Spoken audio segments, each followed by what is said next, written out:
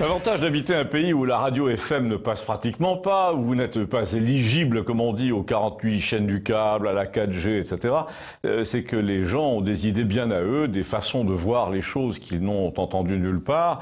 Il y a un type comme ça chez nous qu'on appelle le grand Pierre, par opposition au petit Pierre qui habite un peu plus bas, qui est alcoolique. Il passe son temps à regarder la vie des autres et à réfléchir. Il a 40 ans. Il s'occupe de sa mère, il est handicapé d'une jambe et il ne peut plus rien faire sauf lire, regarder les oiseaux sur Internet et faire des comparaisons incongrues entre les personnages historiques, les époques, les consuls romains, etc. C'est lui, par exemple, qui m'a dit un jour qu'il y avait un traître sous l'empereur Tibère qui s'appelait Macron, figurez-vous, et qui a comploté avec Caligula. C'est un érudit, c'est un poète, mais un peu pessimiste quand même. Et j'ai de cela 2 illustrations. Ce grand Pierre a fait 2 ans de droit à Toulouse. Son frère ingénieur a connu Thomas Pesquet, vous savez, l'astronaute qui tourne en ce moment au-dessus de nos têtes. C'était pendant ses études, si j'ai bien compris. En tout cas, le frère suit tous les jours le séjour de ce Thomas Pesquet sur la Station Spatiale Internationale sur Internet. Et il nous dit, mon frère le connaît, ce mec-là. Alors un jour, il nous parle d'une splendide photo de Paris que l'astronaute a prise la nuit et qu'il a envoyée à tout le monde en bas sur Twitter. Et il nous a dit, il y a un truc qui m'a frappé. C'est que sur cette photo, en toile d'araignée, super éclairée, avec des fils de lumière un peu dorés partout, vous savez, il y avait plusieurs trous énormes, plusieurs hectares, entièrement noirs et carrés dans la ville de Paris.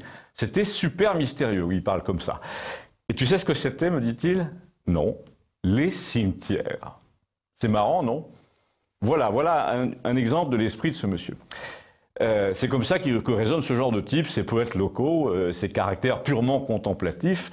Ils se contentent de voir vivre les autres sur Internet ou à la télé sans participer, mais souvent avec le regard de ceux qui ne participent pas, justement un regard détaché, qui voit autre chose que nous. Mais j'ai encore mieux pour l'illustrer, c'est très actuel comme observation. Il me dit, tu te rappelles cet incendie qui a tué 2 femmes il y a 10 ans? Il y avait un type ici qui faisait partie d'un comité de soutien pour qu'on trouve les incendiaires et on le voyait sur Internet avec son grand pull rouge. Il venait parler sur FR3 pour qu'on n'oublie pas Marie-Sophie, l'une des victimes, qui était plus ou moins sa cousine. Eh bien finalement, on s'est aperçu que c'est lui qui avait mis le feu et que même il avait été pompier volontaire. Mais finalement, ce genre de situation, me dit-il, c'est assez banal. Mais ce qui est moins banal, c'est ce que ça rappelle. Et moi, figure-toi, m'a-t-il dit, ça me rappelle la politique actuelle.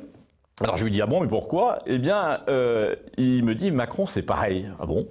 Oui, il était au gouvernement comme ministre des Finances. Avant ça, il conseillait Hollande directement dans le bureau d'à côté.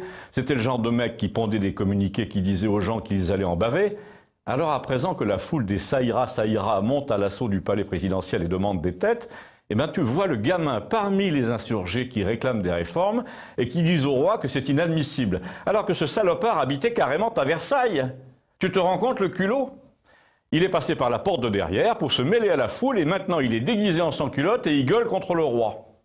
Je sais bien qu'il y a toujours eu ce genre de type comme ça dans l'histoire, mais ça commence à bien faire. Les sans-culottes de la dernière heure, il n'y a qu'une solution, c'est l'exil en Amérique, comme leurs prédécesseurs, comme M. de Lafayette. D'ailleurs, tous ses amis sont déjà là-bas, les Clinton, les Podesta, ils vont s'entendre très bien. Voilà ce que m'a dit ce caractère local. Si vous connaissez, vous aussi, des RMistes qui valent largement les analystes politiques de BFM TV, dites-moi merci.